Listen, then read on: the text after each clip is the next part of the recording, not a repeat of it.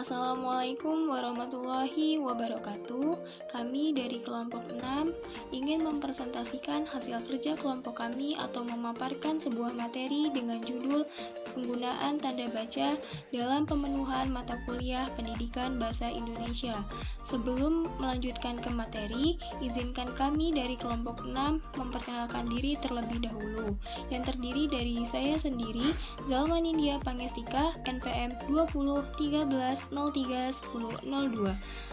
Siska Trilestari dengan NPM 2013031024, Muhammad Rio Sugiharto 2013031030, Muhammad Zaki Rizkia 20531004. Dari kelompok 6 menjelaskan tentang pengertian tanda baca, fungsi tanda baca, dan jenis-jenis tanda baca, yang dimana pengertian dan fungsi akan dijelaskan oleh Siska Trilestari. Kepada Siska dipersilahkan. Pengertian tanda baca. Tanda baca adalah suatu bentuk simbol yang berguna untuk membuat susunan kalimat menjadi beraturan, yang dimana untuk memberikan tekanan atau nada atau intonasi pada suatu. Fungsi tanda baca yang pertama menghubungkan ataupun memisahkan bagian kalimat. Yang kedua menunjukkan ciri khas suatu kalimat dan penjelasan suatu sematis konteks kalimat. Yang ketiga memisahkan unsur-unsur dalam suatu perincian. Yang keempat menciptakan kesesuaian untuk keselarasan dan pengaturan vokal seseorang dengan adanya tanda dalam suatu perincian. Yang kelima untuk mengatur jeda ketika seseorang membaca suatu kalimat. Yang keenam untuk mengatur intonasi dalam pembacaan suatu kalimat. Yang ketujuh untuk memberi penegasan kalimat seperti kalimat tanya, kalimat perintah, dan lain sebagainya. Yang kedelapan untuk menunjukkan tata kata yang ada di dalam suatu tulisan. Selanjutnya yaitu jenis-jenis tanda baca. Di sini dari kelompok 6 akan menjelaskan jenis-jenis tanda baca yang terdiri dari 10 jenis tanda baca. Yang pertama ada tanda kurung, kedua tanda petik tunggal, ketiga tanda baca elipsis, keempat garis miring, kelima tanda petik, keenam tanda kurung siku, ketujuh tanda tilde, ke-8 tanda ampersand, ke-9 tanda penyingkat, dan ke-10 yaitu tanda kurung sudut. Assalamualaikum warahmatullahi wabarakatuh. Izin memperkenalkan diri, nama saya Zalma Nindya Pangestika, NPM 2013031002. Di sini saya akan menjelaskan tentang jenis-jenis tanda baca. Yang pertama, jenis tanda baca tanda kurung. Tanda kurung memiliki 4 pengertian. Yang pertama, tanda kurung digunakan untuk mengapit tambahan penjelasan atau keterangan. Contohnya seperti pada usia 17 tahun, warga negara Indonesia berhak memiliki KTP, di mana KTP memiliki penjelasan atau keterangan. Buka kurung, kartu tanda penduduk tutup kurung. Selanjutnya yaitu contohnya seperti mahasiswa Unila harus diwajibkan memiliki KTM, di mana KTM memiliki makna atau penjelasan keterangan yaitu buka kurung, kartu tanda mahasiswa tutup kurung.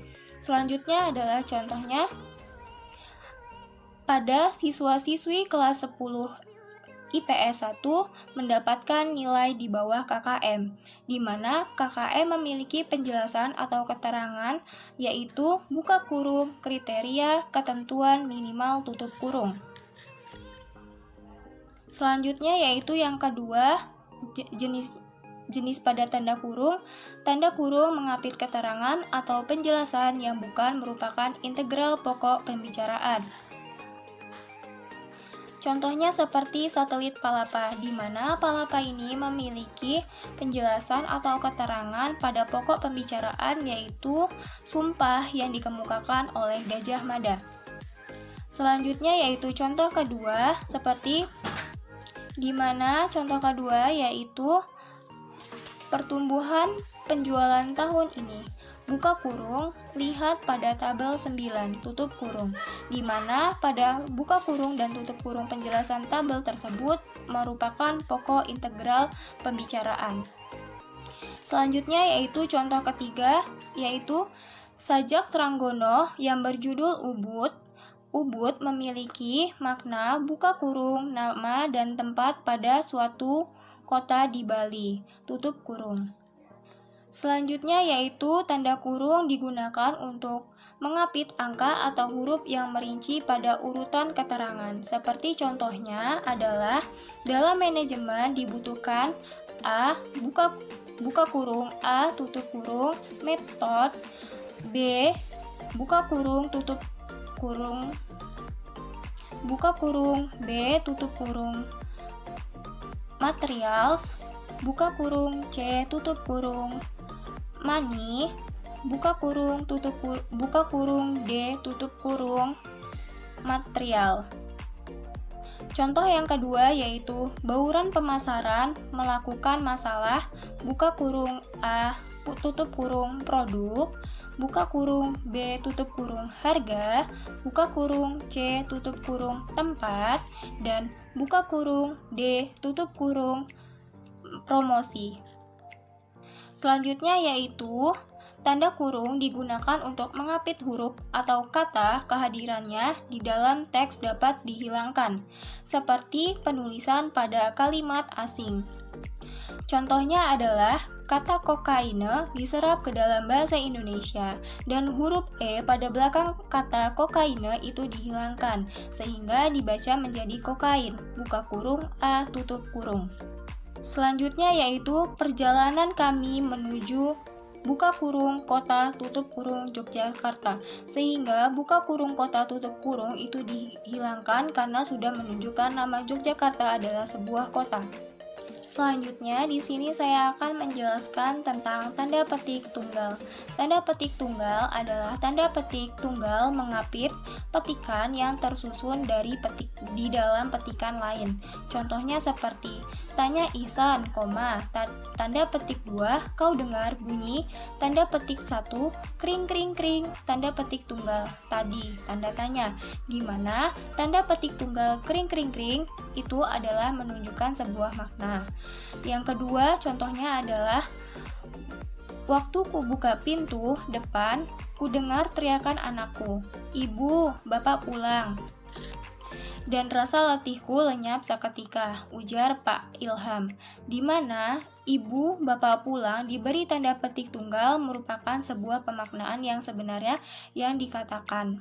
Selanjutnya yaitu tanda petik tunggal mengapit makna, terjemahan, atau penjelasan dalam pengungkapan atau penulisan tanda asing. Contohnya adalah seperti feedback. Feedback memiliki makna lain, tanda petik tunggal, baik, imbal balik, tanda petik. Sehingga feedback memiliki makna yaitu adalah imbalan, di mana imbalan itu diberi tanda petik tunggal. Selanjutnya adalah contohnya yang kedua yaitu pencuri itu dibawa ke meja hijau. Meja hijau adalah penulisan dalam bahasa asing, sehingga meja hijau memberi makna atau artian tanda petik pengadilan, tanda petik kiri pengadilan, sehingga pengadilan diberi tanda petik tunggal. Selanjutnya di sini saya akan menjelaskan yang ketiga yaitu tanda elipsis. Tanda elipsis merupakan tanda yang memiliki catatan. Tanda elipsis didahului dan diikuti oleh spasi. Tanda elipsis terdiri dari 3 buah titik dan juga memiliki 4 buah titik, yaitu di saat akhir kalimat ditambahkan titik. Contohnya adalah tanda elipsis untuk menunjukkan suatu kalimat dalam kutipan atau bagian yang dihilangkan. Contohnya seperti titik, titik, titik, koma, lain lubuk, lain ikannya. Sehingga dalam titik-titik-titik bagian depan tadi itu diberi tanda 3 buah titik. Selanjutnya, contoh yang kedua yaitu penyebab kemerosotan titik akan diteliti lebih lanjut itu digunakan pada akhir kalimat diberi titik karena sudah tidak ada kalimat yang akan dibahas atau makna yang dibahas lagi sehingga memiliki 4 buah titik. Contoh yang ketiga yaitu pengetahuan dan pengalaman kita masih sangat terbatas itu merupakan contoh dengan pengakhiran kalimat. Selanjutnya adalah contoh Penyebaban penurunan prestasinya, akan diselidiki. Itu adalah contoh dari makna kalimat yang sudah sempurna. Contoh selanjutnya yaitu dalam Undang-Undang Dasar 1945 dijelaskan bahwa negara ialah ... Itu diberi hanya 3 buah titik saja karena masih memiliki makna pengertian lainnya dan seterusnya. Selanjutnya, tanda elipsis digunakan untuk penulisan ujaran dalam penyelesaian dialog. Contohnya adalah menurut saya ... sepertinya ... bagaimana ya Bu? Tanda tanya. Itu digunakan dalam sebuah dialog. Selanjutnya yaitu contoh kedua, jangan-jangan ... mungkin bisa terjadi pada hal itu. Tanda seru. Itu mengungkapkan sebuah ekspektasi dalam dialog, yang dimana tanda ... atau elipsis tersebut diungkapkan atau dituliskan di sebuah tengah-tengah kalimat. Selanjutnya yaitu tapi ... bukankah masih ada hari esok dan seterusnya. Nah, di situ adalah penjelasan dari tanda ... elipsis yang dipergunakan di tengah-tengah kalimat. Jadi menggunakan menggunakan 3 titik saja. Saat tanda 4 buah titik itu digunakan, itu untuk penulisan kalimatnya kalimatnya itu sudah tidak ada sambungan atau tidak keberlanjutan lagi. Jika tanda elipsis menggunakan 3 buah titik, itu digunakan untuk pemenggalan pada kalimat tengah. Mungkin itu saja yang dapat saya sampaikan. Saya akhiri. Wabillahi taufiq wal hidayah. Wassalamualaikum warahmatullahi wabarakatuh.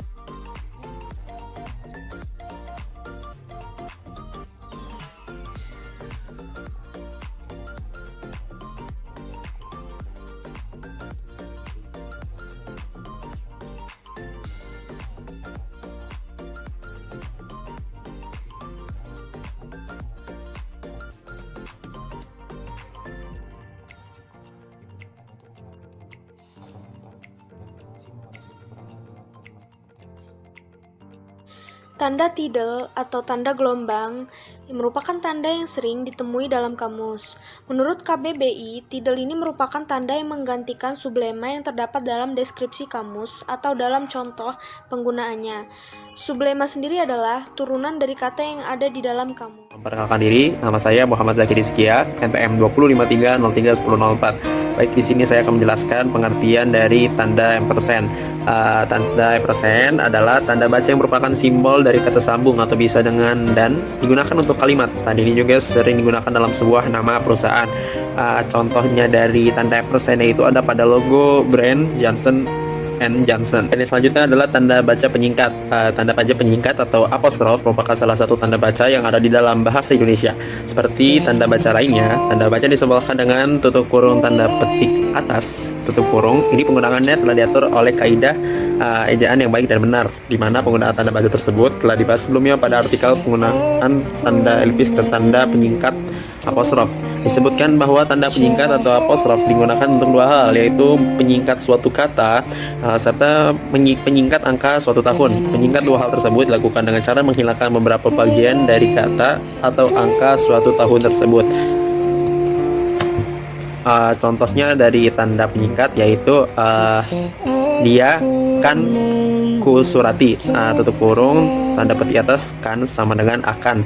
Dan yang kedua, mereka sudah datang kan, tanda kan ini sebagai pengganti dari tanda bukan. Dan selanjutnya adalah pengertian tanda kurung sudut. Tanda kurung sudut adalah tanda baca yang digunakan secara berpasangan dalam kurung, kurung buka, dan kurung tutup kurung untuk memisahkan atau menyisipkan teks ke dalam teks lain. Ada 4 jenis tanda kurung, yaitu tanda kurung atau kurung lengkung, atau round brackets, yaitu tanda kurung dan tanda kurung siku atau kurung tegak, atau bisa disebut square brackets.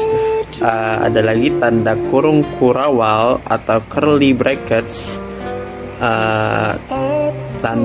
Selanjutnya adalah tanda kurung sudut atau angle brackets. Dalam bahasa Indonesia, istilah tanda kurung saja merujuk pada tanda kurung lengkung. Contoh tanda kurung sudut yaitu tanda kurung sudut admin@monolog.com, tanda kurung sudut tutup.